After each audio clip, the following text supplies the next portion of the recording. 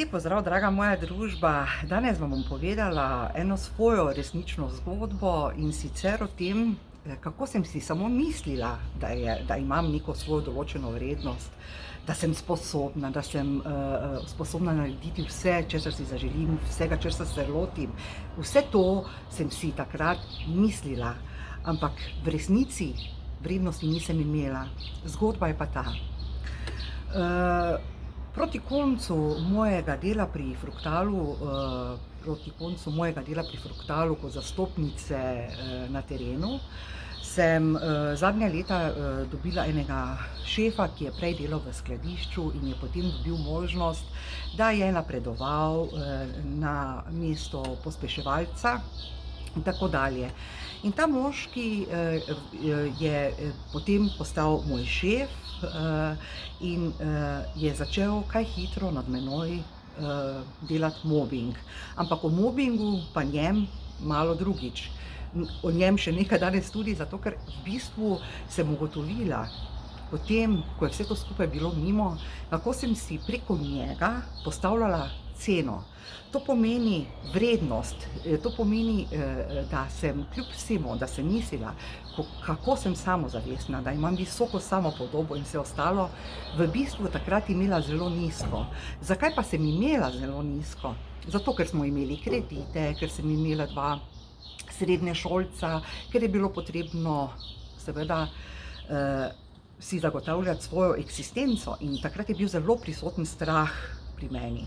In preko tega strahu sem nižala svojo vrednost. In ta šef, ki je bil moj področni vodja, mislim, ne samo moj, tudi nekaterih ostalih, je zelo, zelo priljubljen deloval v okolici, nasploh, ker je bil na hece in tako simpatičen in vse ostalo. Ampak on je skoraj vsak petek pri meni delal kontrole in si izmišljeval stvari, v bistvu ne samo izmišljeval, nekaj že bilo res, ampak če ne bi samo iskal drobnarij pri meni, potem ne bi jaz toliko čutila, da nekdo pritiska name, da nekdo nad mano vrši mobbing. No, in ker sem že takrat bolehala in sem bila tu pa tam v bolniškem staležu res malo, ker mi smo bili zunanji sodelavci za Fruktal in smo imeli za celo leto plačanega, to je bilo pozitivno za tisti čas, plačane bolniške za 30 dni. Sem zelo pazila, da ja ne bi prekoračila teh dni, in zadnjo leto, ko sem bila pri Fruktalu, sem samo za 2 dni prekoračila, torej sem bila 32 dni v staležu, ja, v tistem celem letu. In ker sem se bala biti v staležu, da ja ne bi imeli o meni slabega mnenja, da sem nesposobna, da sem bolana, da sem ne vem kaj vse, sem se zelo pazila, da ja bolniške čim manj uporabljam. Največkrat sem vzela raje dopust, tako kot sem tudi za svoje izobraževanje, da ja ne bi padla v nemilost pri šefih in pri tistem šefu, ki je imel seveda največji vpliv, tudi na ostale višje, ker tisti, ki so višje, se ne bojo ukvarjali z njegovim mnenjem, ali ima on prav ali nima, in gor in dol. Ja, in takrat sem si jaz postavila zelo, zelo nizko vrednost, samovrednost, in sem dovolila vse, da lahko nekdo hodi po meni.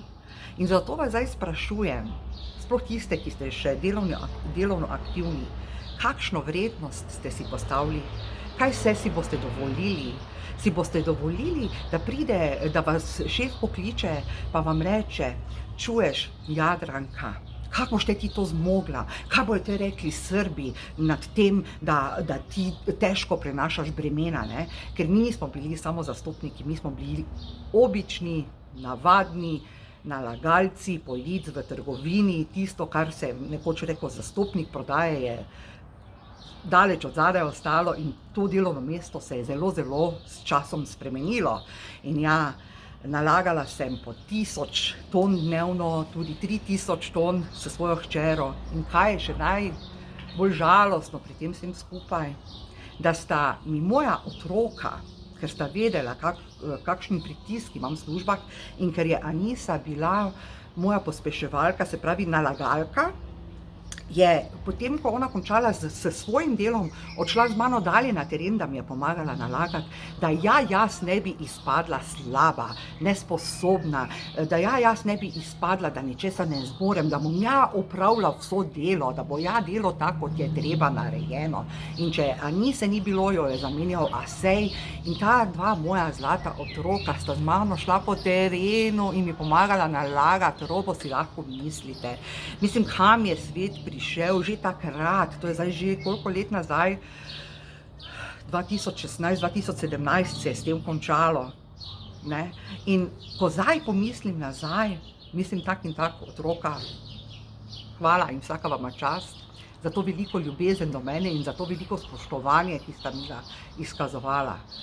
Iz druge strani, ne, pa tisti šef mi je rekel, čuješ ti, Jadranka, kaj ni to čudno, da ti otroci hodijo pomagati? Sem rekla, čuj, Darko, zadeva je taka, da imam toliko obremenitev, da drugače ne gre skozi, ker sem bila druga najbolj obremenjena zastopnica v Sloveniji.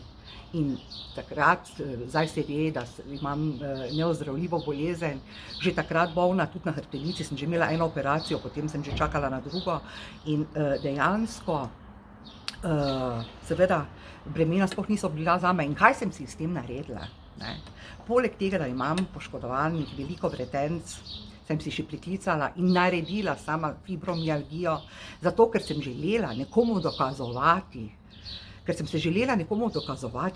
koliko jaz zmorem, kaj jaz lahko naredim, kako sem sposobna. In tudi ja, moji rezultati, ne glede na moje zdravstveno stanje, so bili iz mene najboljši po tem, čemer so nas ocenjevali, po dodatnih izpostavitvah, ne.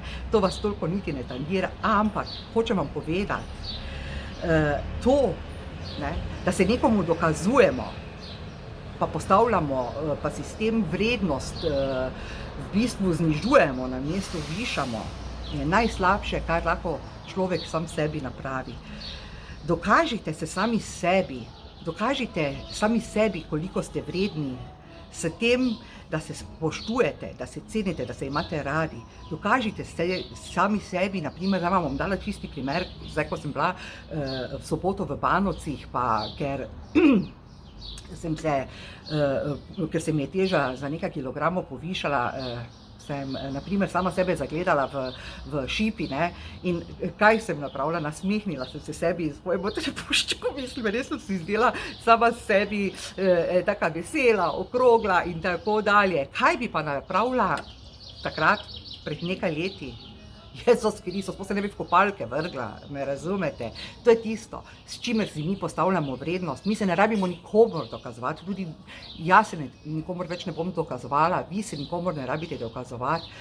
In to dokazovanje in postavljanje lastne cene, postavljanje vrednosti, pa saj veste, da ste edinstveni, da ste vredni največ na svetu. Ne se poniževati zaradi tega, da boste nekomu delovali zelo sposobna oseba, ker vam to ni treba. V redu? A ja, pa še ena afirmacija. Moja lastna vrednost je izredno visoka. Pa.